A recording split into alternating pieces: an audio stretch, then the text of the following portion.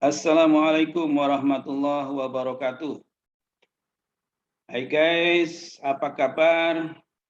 Kita berjumpa lagi pada materi kuliah dasar perlindungan tanaman yang ke-9.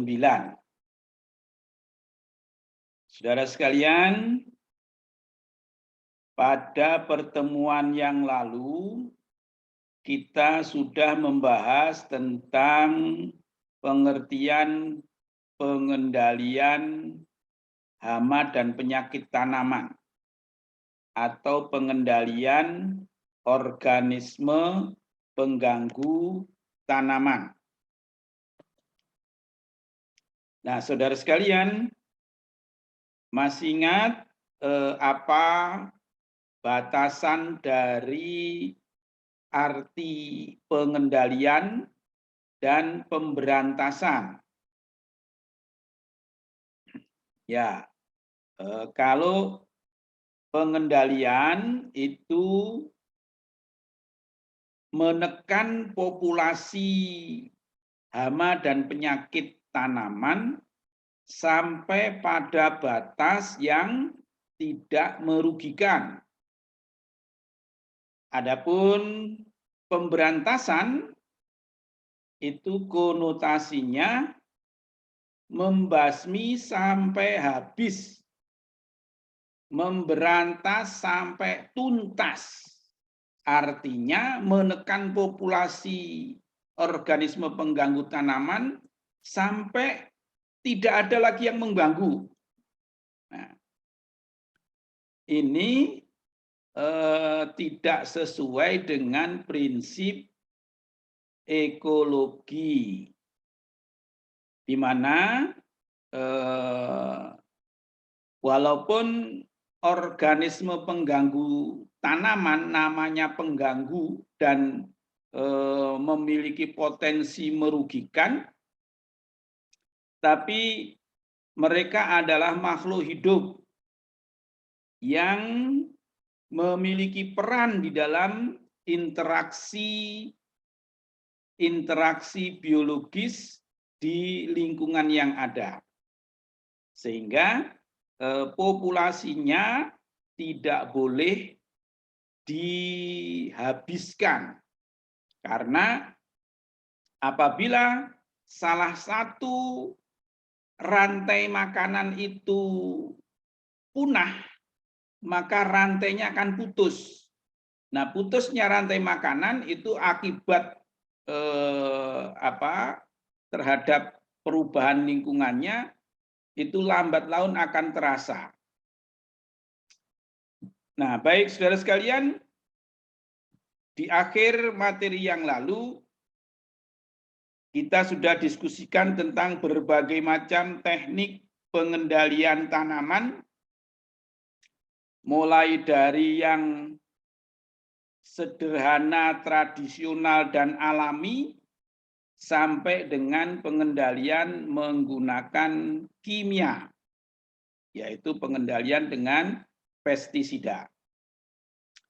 Nah, sekarang untuk mata kuliah atau pertemuan-pertemuan kita yang akan datang, itu akan membahas beberapa teknik pengendalian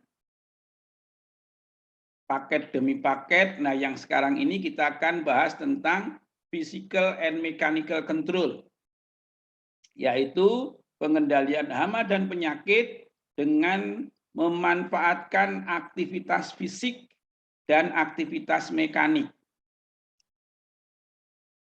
Aktivitas fisik itu antara lain ada daya listrik,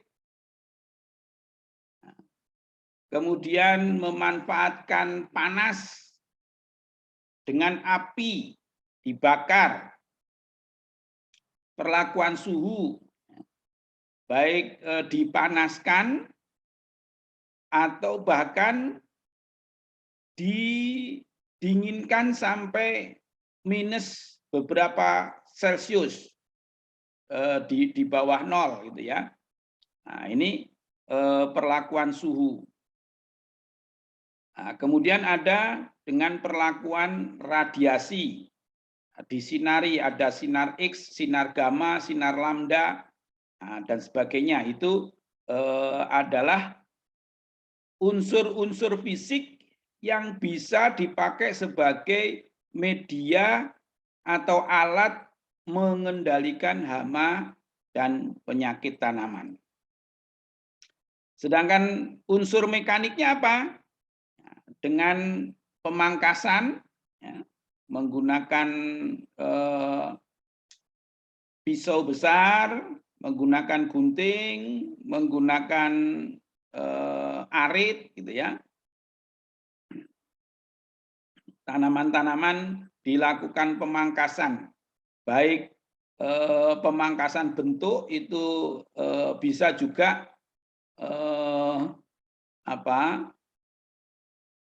memiliki tujuan proteksi tanaman, melindungi tanaman. Apalagi pemangkasan-pemangkasan yang dalam rangka memang mengurangi potensi serangan hama dan penyakit. Kemudian menghalau dengan ketapel, ya, dengan alat-alat lontar. Nah, itu biasanya kalau di desa-desa zaman dahulu, ya, pakai ketapel, burung-burung yang hinggap pada tanaman padi ketika padi sudah mulai menguning, itu biasanya diusir dengan menggunakan ketapel. Nah, sekarang ini kalau kita lihat di sawah-sawah petani itu menggunakan tali yang dihubungkan satu dengan yang lain, kemudian diberi gantungan-gantungan kaleng yang diisi dengan kerikil, kemudian ditarik dari tempat berteduh atau gubuk di tengah sawah itu, ya, sehingga ada bunyi-bunyian, ada sesuatu yang bergerak yang bisa menghalau pengganggu tanaman.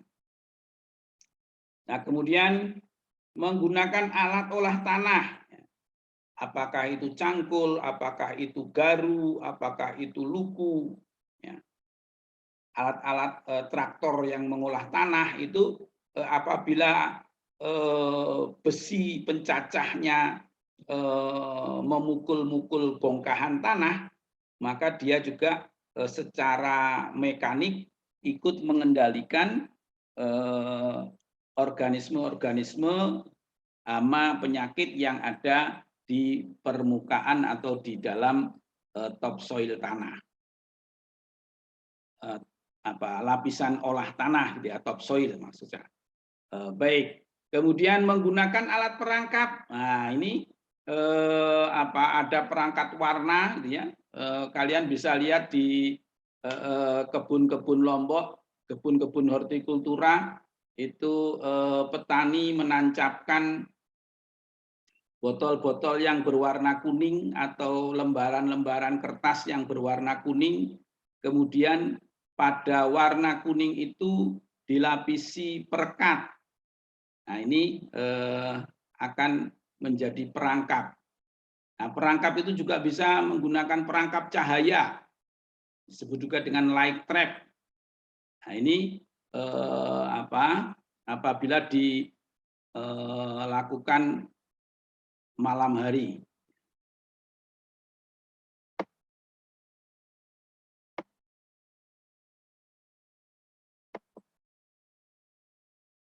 Nah, physical control ini kulkas yang ada freezernya, ini bisa difungsikan sebagai cold storage, penyimpanan dingin. Nah, ini tujuannya tadi mengendalikan pengganggu tanaman, baik penyakit, bakteri, jamur maupun penyakit yang lain. Oke, yang mengganggu bahan simpanan itu. Kemudian pemanasan atau perebusan Ini sering dilakukan untuk melakukan sterilisasi baik bagi media tempat tumbuh benih gitu misalnya, atau ya sterilisasi benih-benih yang mau disimpan atau mau ditanam disterilisasikan dengan pemanasan atau perebusan. Nah, kemudian masih sifat fisik, ada radiasi atau penyinaran ya. Dengan sinar gamma ini lalat buah itu disinari dengan menggunakan sinar gamma, ditujukan untuk memandulkan testisnya. Jadi ditembakkan pada testisnya lalat sehingga testis lalat itu tidak bisa memproduksi sperma yang yang fertil, yang subur. Nah, spermanya menjadi mandul. Nah, sehingga hasil dari penyinaran dengan sinar gamma atau sinar X itu jantannya menjadi mandul. Nah, kalau jantannya mandul, maka ketika dia melakukan pembuahan dengan betina, maka telurnya bisa bertelur, tapi telurnya tidak subur, tidak bisa menetas. Nah ini yang kita kenal dengan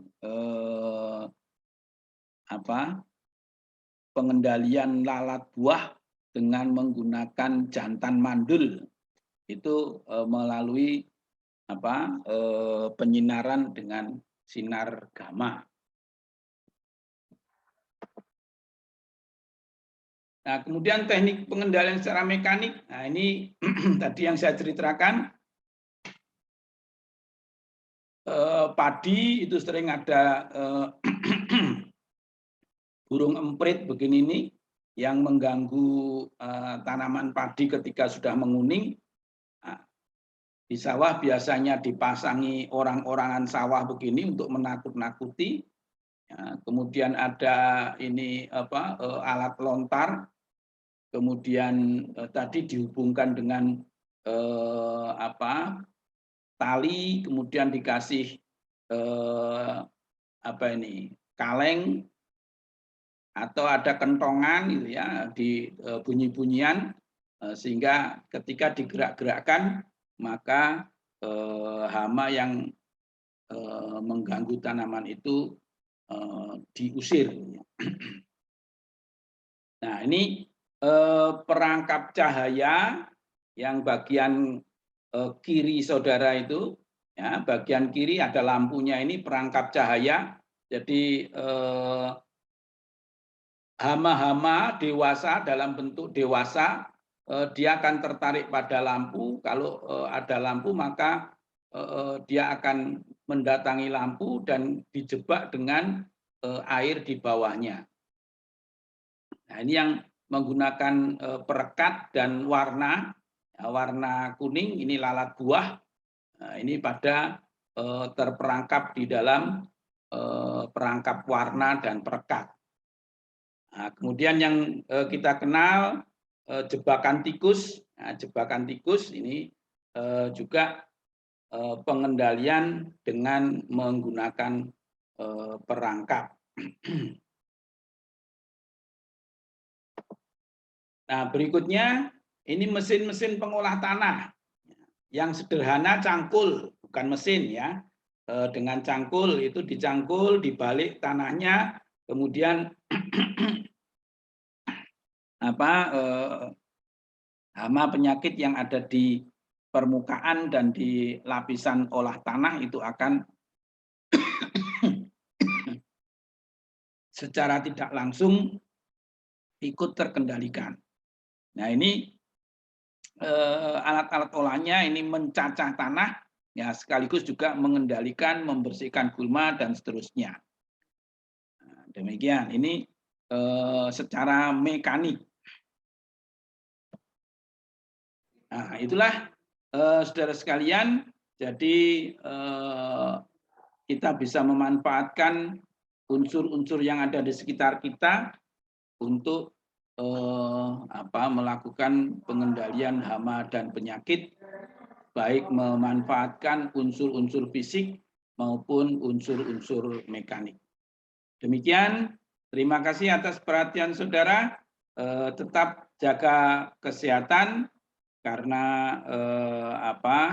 ya alhamdulillah mudah-mudahan kondisi pandemi ini sudah terus menurun, dan apa yang diramalkan bulan Desember akan naik kembali itu mudah-mudahan tidak terjadi, sehingga Januari 2002 kita bisa kuliah dengan tatap muka secara normal. Demikian, terima kasih. Assalamualaikum warahmatullahi wabarakatuh.